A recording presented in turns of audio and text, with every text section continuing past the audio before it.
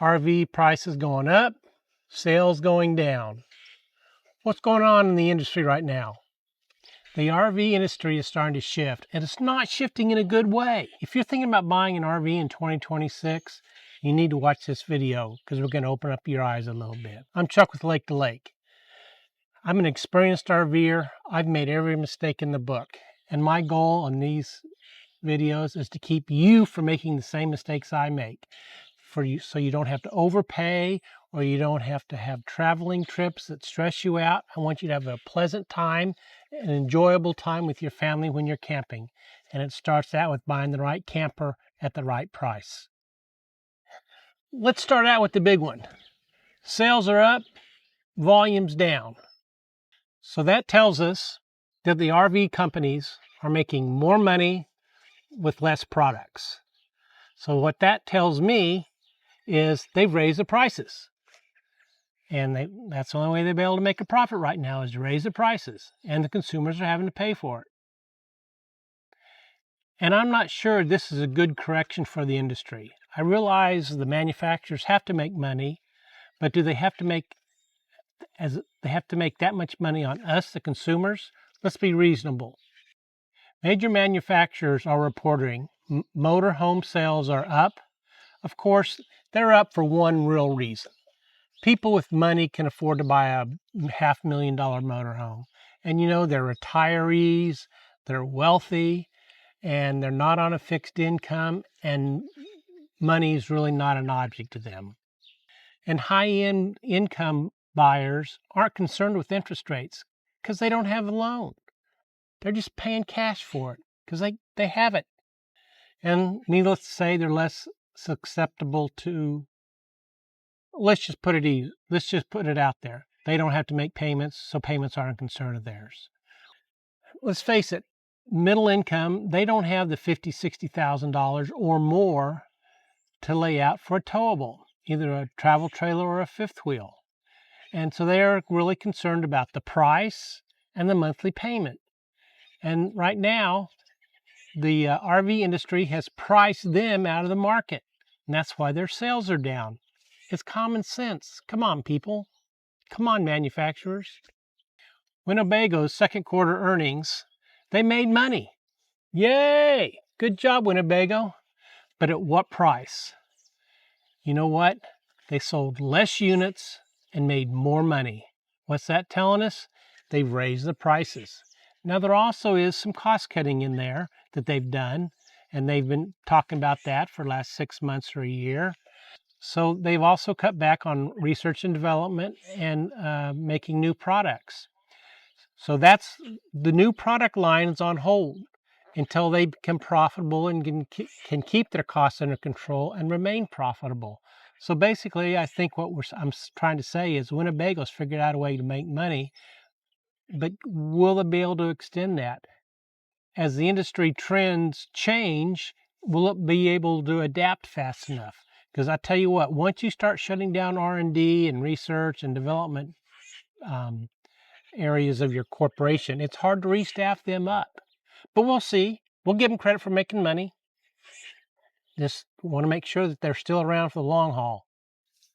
The cost cutting and raising prices, that might be a short-term solution, but I'm not sure it's a long-term fix. So the jury's out on that. We'll have to wait and see. Tiffin has postponed the launch of their Cornerstone luxury coach.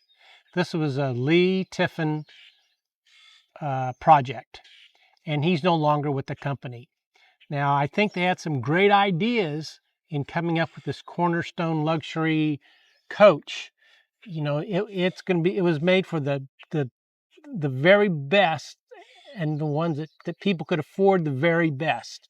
And I'm not talking about just products. I'm talking about service. I'm talking about you buy the product, you have somebody warehouse it for you. When you get ready to go, they clean it up, they fuel it up, they make sure all the tanks are topped off, and you're ready to go. But you know what? There's just a very few people, or there's a very small percentage of the RV population that can afford that. But you know what? He had a concept and he had an idea. But now we have a new president, and the president did not get moved up within the Tiffin ranks. He's an outsider coming in. Now, granted, he's still under the Thor umbrella because Thor owns Tiffin, but you got a new president. And what's the one thing a new president has to do? He has to make changes, because the reason he's brought in is to make changes because they don't like the way it was going in the past. If they did, they would have promoted somebody from within. So I'm guessing the new management is taking a hard look at the Cornerstone luxury coach product and the product line and all the incentives and all the pieces that went together, because he wasn't familiar with it. That was Lee's pet project. So will it happen? Oh, I'm sure it'll happen. I'm sure they have a lot of money invested in it. Will it happen the way Lee envisioned it? I have no idea. The guy the new president may axe half the benefits off to cut costs, or maybe he doesn't think they're as worthwhile or as valuable of a product line as Lee did. Thor is making all sorts of changes to their organization. They want to increase efficiency and reduce costs. And who knows what falls off on the cutting table when that happens. And will this impact Cornerstone? I have no idea. I hope not, but you never know. Shipments are down 11% and sales are down 14%. So we're down 11 on manufacturing, but we're down 14% on sales. Now, we've got a 3% difference there. That seems like it's a pretty wide margin. Just the fact that both of them are down is very concerning. Sales are down because the units have gotten too expensive for the average consumer to buy. But the prices keep going up. And that's important to you, the buyer, the consumer, those people going out and looking for a new RV. You need to realize that the prices are going up. And if demand is dropping and prices are going up, that tells us that something is wrong with the industry, that there's a correction coming. And what's the two things that can happen when a correction is coming? Prices drop, or we get an industry slowdown. And if we get an industry slowdown, that means we see companies consolidate, product lines go away. Who knows? But it's not necessarily a good thing for the industry. Manufacturers and dealers are trying to protect their profits. That's why they keep raising the prices. And the dealers and manufacturers are trying to hold the line on the higher prices. We're seeing buyers being priced out of the market. We're seeing inventory that sits longer. And who knows where this is going to lead? It can't be anything good. Something has to give. This can't be good. Something has to give. And we see no relief from the high interest rates or the interest rates that are out today. The federal government has not shown any indication that they're going to lower interest rates. So we're stuck with what we got right now. Higher prices, interest rates not changing, not a lot of incentive for people to go out and buy an RV right now. The used market. The used RV market is picking up. It's steady. It's gaining a little bit of strength. And the reason being, you can buy a 2 or 3 year old RV and save $20,000 or $30,000 that might have only been used 4 or 5 times, and it's just about like new. So why would you want to spend $20,000 or $30,000 extra just to have that wiped out in the first couple of years? That depreciation is a hard pill to swallow. So I think consumers are now researching very hard on buying used and seeing the advantages of buying used. If I was to do it all over again, I'm a victim of that. I bought new. I'm still eating the depreciation on it.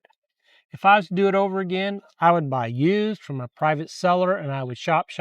I'd get an inspection, third-party inspection, make sure it was good. Because you can tell if they've been well taken care of. You can tell if it's been kept inside. You can tell by the inside if they had dogs or pets or kids, or if it's been treated hard. Or you can tell if it looks like a pristine unit. Mine looks brand new. People come in and go, I can't believe it's 3 years old. There's ways to take care of them. Tariffs, steel, aluminum, copper, all those things still are paying a high tariff price. And the manufacturers have used that excuse to raise the prices. So every time you get a price raise at the manufacturing level, the dealers get to raise their price, and they always make a percentage. So that means that the dealers aren't eating the cost of the increase of the prices. They're raising the prices right along with the manufacturers. And the tariffs, that's not going to change. Our administration has said we're going to have tariffs until we get equal trade. We're never going to get equal trade with China. That's just the bottom line. So tariffs are here to stay. Those higher prices are here to stay. You just have to deal with it. So behind the scenes, we're seeing companies restructure. We're seeing them reorganize to become efficient. We see cost cutting going on. We see leadership changes. We see some companies struggling financially, manufacturers struggling financially to stay in business. And, the first thing they start doing is cutting costs, cutting product lines, cutting models. You may not be able to order a custom model from some dealers in the near future. Number one, the dealer may have financial problems, and the manufacturer may have problems. And the manufacturer might say, "We're not making one-offs. We're not doing custom builds. We're not going to change our whole assembly line to make one custom trailer because it's too expensive. We need to keep that line open. We can make 2 regular trailers the time it takes to make 1 custom trailer." And I think you're going to see that. So what we see is the RV industry is under pressure. Now, I'm not saying it's going bust. I'm not saying there's going to be industry collapse. But what I'm saying is we see some changes coming down the pike. And we see some common sense changes. Prices are too high. They've got to do something. They've got to cut costs, lower the price of units, maybe take out some of the bells and whistles they're putting in them, and making them more affordable for us, the consumer. So as we know, 5 years ago, the RV market was going gangbusters. Whatever they made, they sold.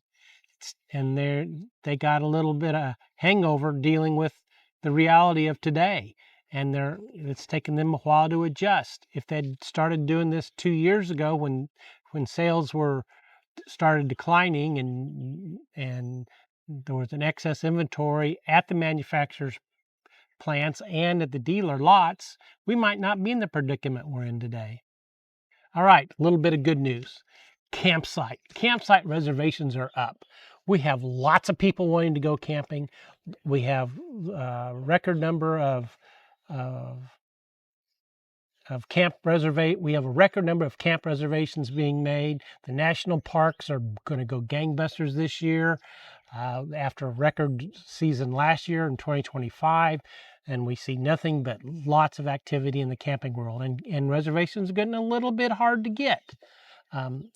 Here I'm in the Kansas City area. Weekends are really tough. Or let me rephrase that. If you want a decent camping site, the sites are hard to get. Some of those that are way off, that are away from everything, they're a little easier to get. But we like camping around people, so we don't want to be off by ourselves. And the resorts, the KOAs of the world, when I went out and looked on their sites, they're filling up. There's not as many vacancies as I've seen in the past. We see people building new RV parks, and they're filling them up, and that's good for that side of the industry. All right, well, in closing, if you like what you saw, give me a thumbs up. If you want to see more like this, ring that notification bell. And if you'd subscribe, it sure would help my channel. All right, until we meet around the campfire, y'all take care now. Bye-bye.